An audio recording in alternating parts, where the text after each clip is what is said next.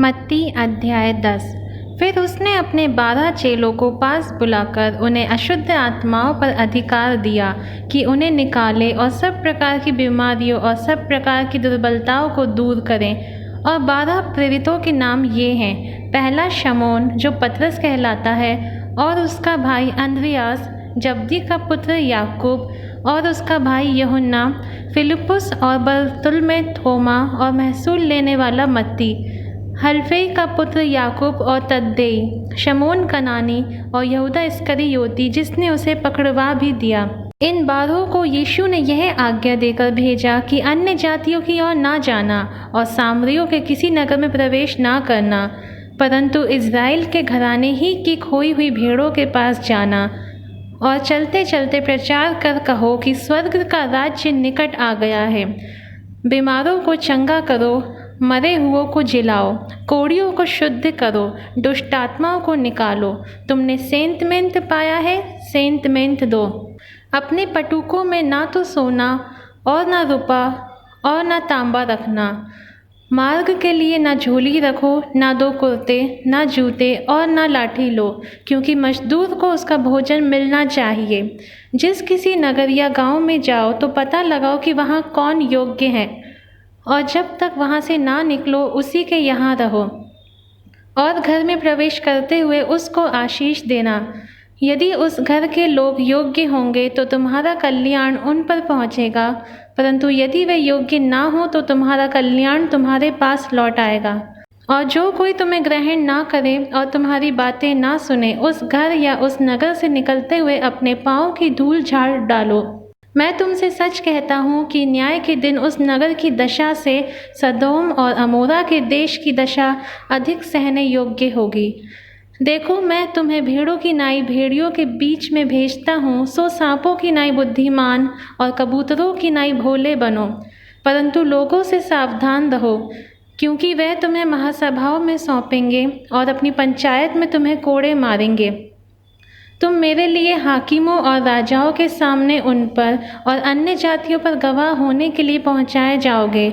जब वह तुम्हें पकड़वाएंगे तो यह चिंता ना करना कि हम किस रीति से या क्या कहेंगे, क्योंकि जो कुछ तुमको कहना होगा वह उसी घड़ी तुम्हें बता दिया जाएगा। क्योंकि बोलने वाले तुम नहीं हो, परंतु तुम्हारे पिता का आत्मा तुम में बोलता है।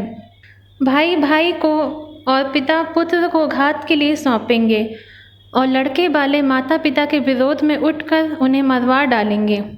मेरे नाम के कारण सब लोग तुमसे बैर करेंगे, पर जो अंत तक धीरज धरे रहेगा उसी का उद्धार होगा।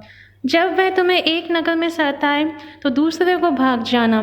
मैं तुमसे सच कहता हूँ, तुम इज़राइल के सब नगरों में ना फिर चुकोगे कि मनुष्य का पुत्र आ जाएगा। चेला अपने गुरु से बड़ा नहीं और ना दास अपने स्वामी से। चेले का गुरु के और दास का स्वामी के बराबर होना ही बहुत है। जब उन्होंने घर के स्वामी को शैतान कहा तो उसके घर वालों को क्यों ना कहेंगे।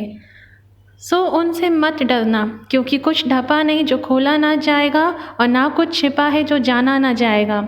जो मैं तुमसे अंधियारे में कहता हूँ उसे उजियाले में कहो, और जो कानों कान सुनते हो उसको ठों पर से प्रचार करो। जो शरीर को घात करते हैं पर आत्मा को घात नहीं कर सकते, उनसे मत डरना, पर उसी से डरो जो आत्मा और शरीर दोनों को नरक में नाश कर सकता है। क्या पैसे में 2 गौरैया नहीं बिकती? तो भी तुम्हारे पिता की इच्छा के बिना उनमें से एक भी भूमि पर नहीं गिर सकती। तुम्हारे सिर के बाल भी सब गिने हुए हैं, इसलिए डरो नहीं, तुम बहुत गौरैयों से बढ़कर हो। जो कोई मनुष्यों के सामने मुझे मान लेगा उसे मैं भी अपने स्वर्गीय पिता के सामने मान लूँगा। पर जो कोई मनुष्यों के सामने मेरा इनकार करेगा उससे मैं भी अपने स्वर्गीय पिता के सामने इनकार करूँगा। यह ना समझो कि मैं पृथ्वी पर मिलाप कराने को आया हूँ। मैं मिलाप कराने को नहीं, पर तलवार चलवाने आया हूँ। मैं तो आया हूँ कि मनुष्य को उसके पिता से और बेटी को उसकी माँ से और बहू को उसकी सास से अलग कर दूँ। मनुष्य के बैरी उसके घर ही के लोग होंगे। जो माता या पिता को मुझसे अधिक प्रिय जानता है वह मेरे योग्य नहीं, और जो बेटा या बेटी को मुझसे अधिक प्रिय जानता है वह मेरे योग्य नहीं। और जो अपना क्रूस लेकर मेरे पीछे ना चले वह मेरे योग्य नहीं।